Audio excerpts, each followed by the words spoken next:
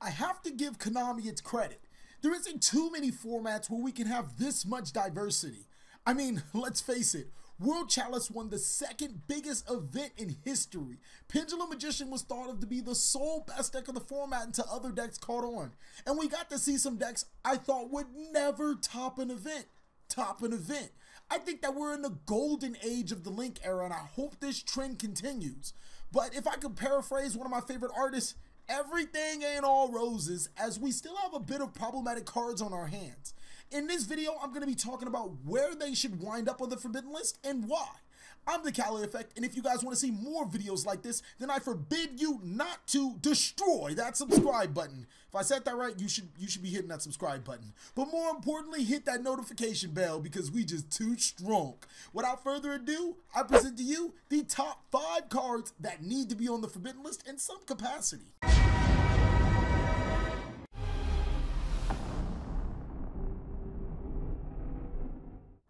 Okay, so we're going to be starting off with number 5 on our list. And number 5 is Evenly Matched, one of the more controversial cards on this list. To be honest with you guys, I had to think of a 5th slot, and Evenly Matched could fit the bill. Now, Evenly Matched has a heavy storm-like effect on the meta. It definitely punishes bad players for making board overextensively, so I have to give you guys that. It's not necessarily a terrible card, but at 3, I feel like this card can be very oppressive. I feel like 3 Evenly Matched can be too much because it puts too much focus on one card where decks should just be straight up designed better to keep up with first turn boards.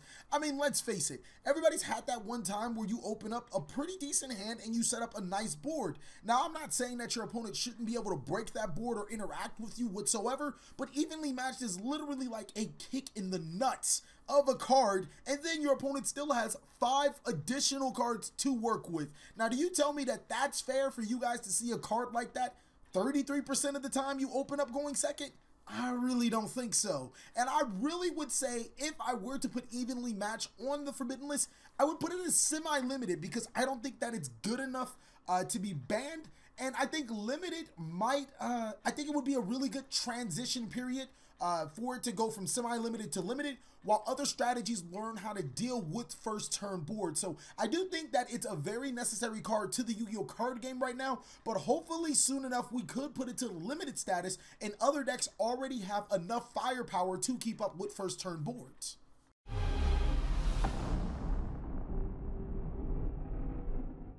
Number 4 on this list actually belongs to 2 cards. Now, I know it's kind of weird to have 2 different cards on the list, but they actually fit under the same thing, so I feel like they both can be included. Now, these 2 cards are Lyralesque Independent Nightingale and Gem Knight Lady Lapis Lazuli. Now, both Pendulum and the Gem Knight strategy may be trending towards different sides of the spectrum when it comes to be considered competitive decks, but neither of these decks need to be hit extensively because they can FTK.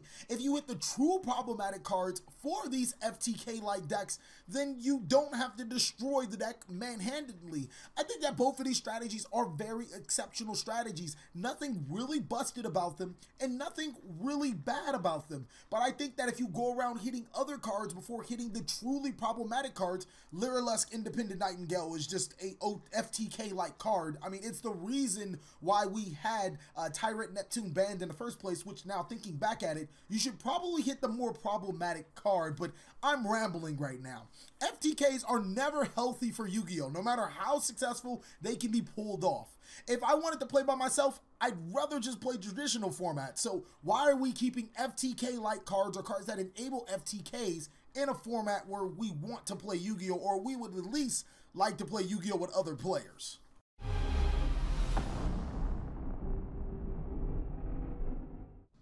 Number 3 on this list is probably just a victim at wrong place in the wrong time, and because other more competitive cards exist, this card has to be hit.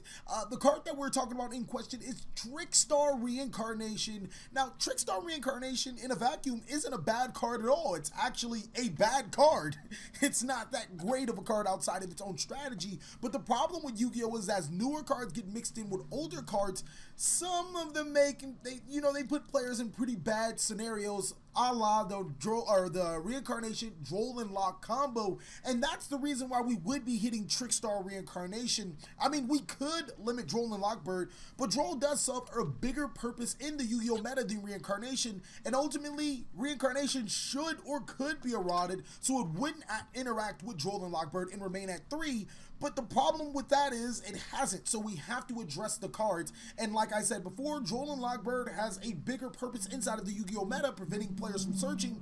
Reincarnation doesn't really do anything for the Yu-Gi-Oh meta. While it does help Trickstar, I feel like there are more other viable options that Trickstars can have. So with that being said, I feel like Trickstar Reincarnation should be limited to 1 on the next Forbidden list.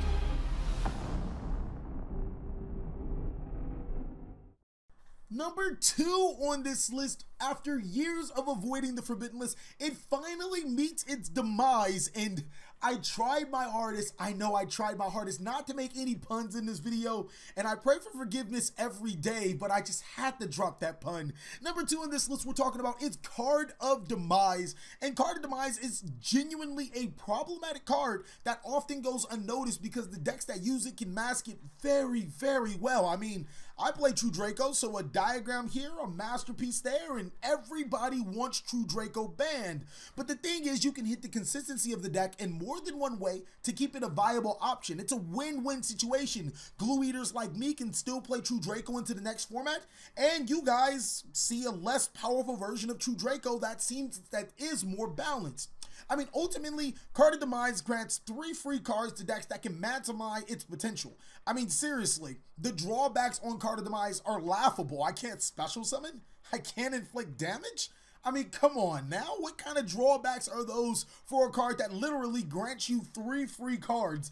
The last time I checked, the only other card that I can think of on the top of my head that grants you 3 free cards, technically 5 free cards because you get the discard too, and I don't even want to talk about how great that is on the Forbidden list. Card of Demise, I don't think deserves that much level of potency on the list, but I do think its limited status would be very justified to not only hit the consistency of certain great decks, but also to stop burn players from eating glue too. I mean, you guys got to get punished just as much as I do.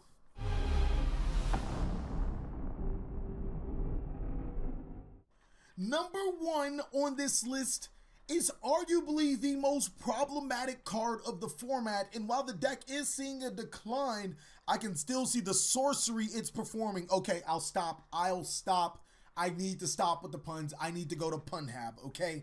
The number 1 card we're talking about is Astrograph Sorcerer, and if I ever saw a Pro Stratos player using Astrograph Sorcerer as an argument to free our Floaty Warrior Stratos, I wouldn't be able to argue with him, just straight up. Astrograph Sorcerer does everything Stratos did in his prime except better. Like, especially seeing that it's in multiples, it doesn't make my argument saying, oh, Stratos should say ban even better. How someone hasn't been fired for making insanely busted cards, then turning around and giving it literally no drawbacks is just completely insane to me, and that's what Astrograph Sorcerer in a nutshell is. The ability to summon itself when a card is destroyed and then search said card, I mean, what were you thinking? Astro is a card that should definitely have a hard once per turn effect. In multiples, this card is a free monster that replaces anything or any monster that was destroyed. Did I mention that you can trigger its effect as well as your opponent? I mean, let's just break it down. If it was a hard once per turn that you can trigger, okay. If you couldn't trigger its effect and your opponent can only trigger its effect, great. But the fact that it's neither of those and it allows itself to continuously special summon itself and possibly even search itself and then provide free monsters on the board, that's a little busted. Thank you guys so much for watching another segment of the TheCaliEffect. I want you guys to post down below in the comment section, what are your top 5 cards that need to hit in the Forbidden list, and what status do they need to be? Whether it's Forbidden, whether it's semi-limited, or just limited. Also, give this video a like if you guys want to see more videos, possibly even 5 cards that should be off the Forbidden list. Please like, comment, subscribe, but most of all, enjoy. I hope you guys are having an awesome day like I am.